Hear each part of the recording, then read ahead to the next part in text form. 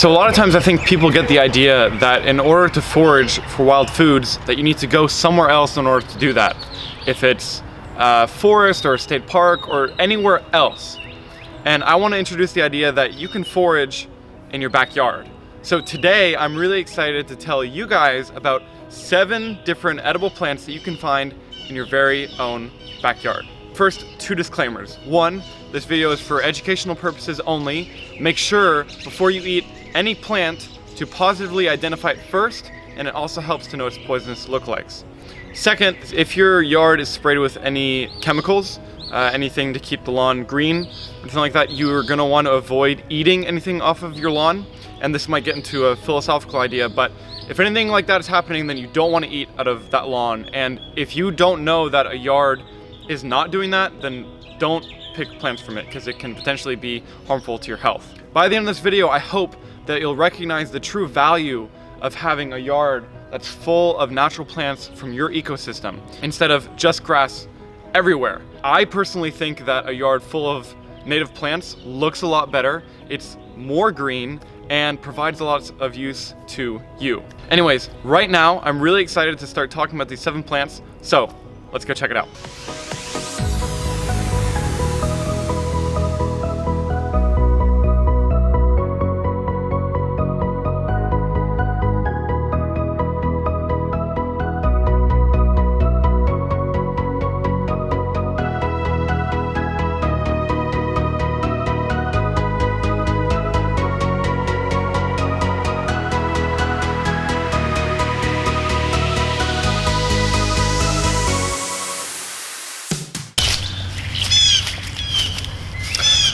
So this is the first one that we're going to cover, and I would be remiss if I didn't cover this one because it's so common, and that's Dandelion, which is in the genus Taraxacum.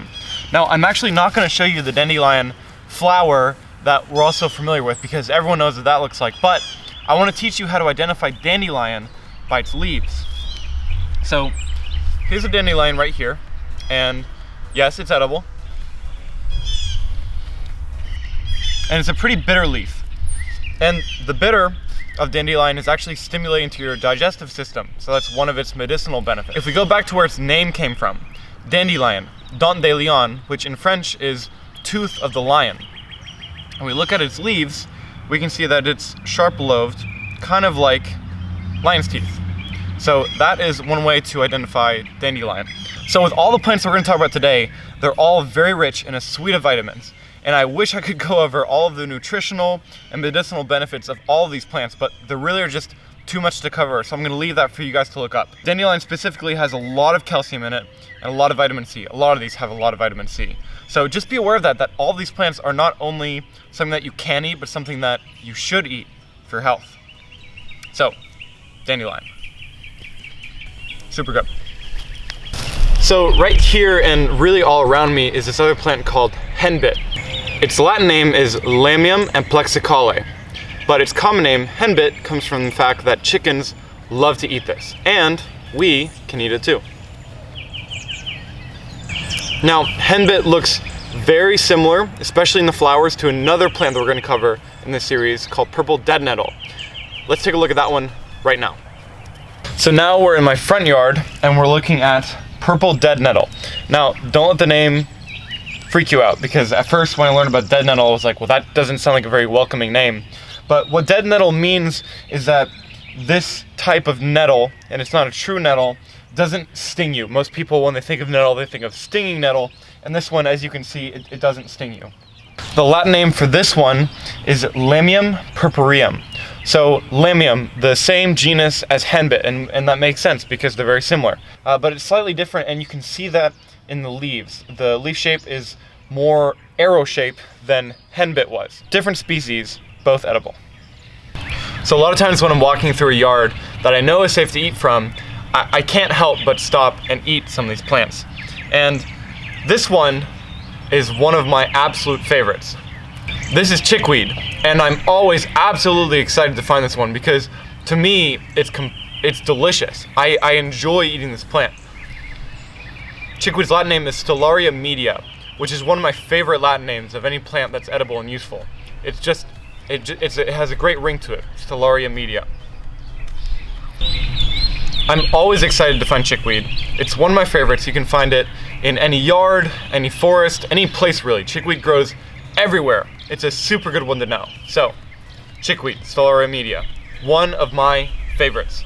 So right next to where I just found all this chickweed, in fact, I can see tons of it right from where I am, just to give you a sense of how close and abundant all of these things are, is hairy bittercress. And you might know this one. Its seed pods look like this. And if you've ever walked through a yard or a field and you brush by this and then seeds pop everywhere, that's what this is. Hairy bittercress, Cardamine hirsuta, that's its Latin name. Now, this plant, in my opinion, is really, really good. It's in the mustard family. So if you eat it, it's got a little bit of a spicy kick to it. This one is amazing to just pick up and eat. It's also really, really good in salads because it adds just a hint of a spicy kick. Hairy bittercress, definitely one to know. So here we have some wood sorrel. And wood sorrel is awesome. This is one of my very favorite plants to introduce to people who are new to wild greens. It has a very, very unique flavor. Wood sorrel is in the genus Oxalis. So you don't want to eat too much of this because it has a little bit of oxalic acid in it, but definitely a little bit is fine. What I like to call this one myself colloquially is nature skittle, because you eat it and you don't expect something this green to have a tangy flavor, but it does, and it really is delicious. I hope that you find some wood sorrel. This one is really fun to munch on while you're walking through the woods, or if you find it in your yard. It's really delicious. Look out for it. So right here we have one of my newest favorite wild greens to go for. It's called Bird's Eye Speedwell. And this plant actually has a whole lot of medicinal benefits.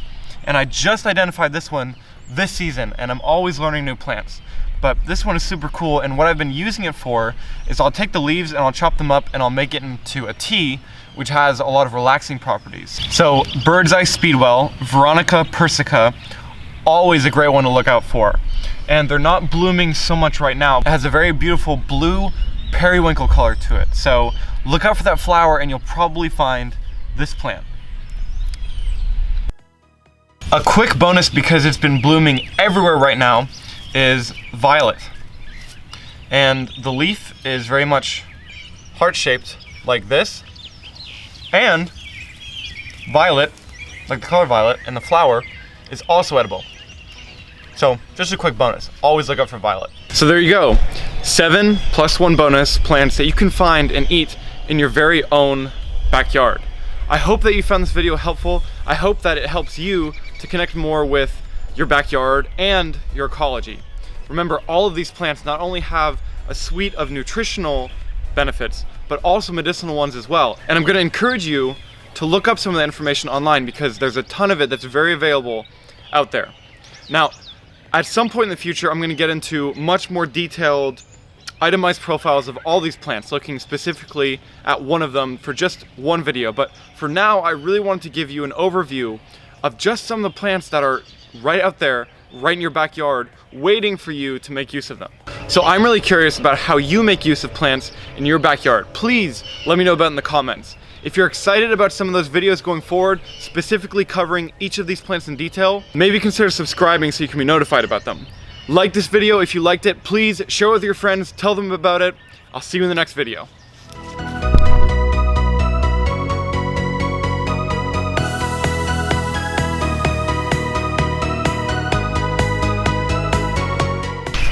Oh, one more thing. I just started a brand new Instagram account specifically devoted towards wild food.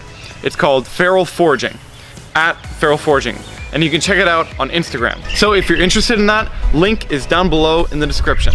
Okay, that's it.